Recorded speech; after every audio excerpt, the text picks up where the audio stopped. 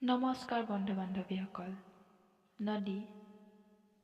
আজি আমি আলোচনা কৰিম সপোনত যদি আপুনি নদী দেখে তেতিয়াহ'লে কি হয় আৰু আমি সপোনত কিয় নদী দেখোঁ, বা আমাৰ এনেকুৱা ধৰণৰ কিয় সপোন হয় য'ত নেকি আমি নদীত যাওঁ, নদী দেখোঁ, নদীত সাঁতোৰোঁ। প্ৰথমতে আৰম্ভ কৰোঁ, সপোনত নদী দেখা মানে কি?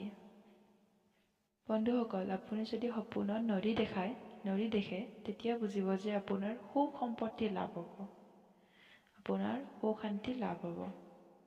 দ্বিতীয়তে বন্ধুসকল, আপুনি যদি সপোনত নদী পাৰ হোৱা দেখে অথবা কোনোবা নদী বা নলা পাৰ হৈ গৈছে, তেতিয়া বুজিব যে আপোনাৰ আৰ্থিক সাফল্য হ'ব, আপোনাৰ আৰ্থিক উন্নতি হ'ব।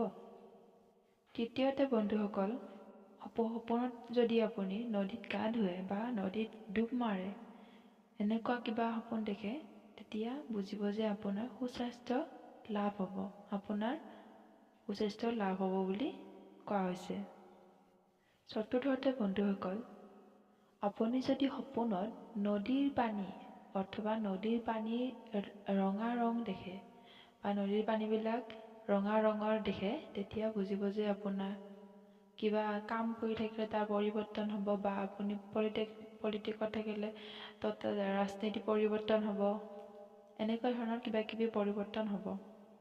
বন্ধুসকল, ৫ নম্বৰত আছে, সপোনত নদীৰ পানী যদি আপুনি ক'লা দেখে, সাধাৰণতে নেদেখে, কিছুমানে দেখিব পাৰে, সপোনত নদীৰ পানী ক'লা ৰঙৰ দেখিলে তেতিয়া বুজিব যে আপোনাৰ চিন্তা হ'ব লাগে, মানে চিন্তাধাৰা বাঢ়িব বা কিবা অঘটন হ'ব, এনেকা বুলি লিখা হৈছে।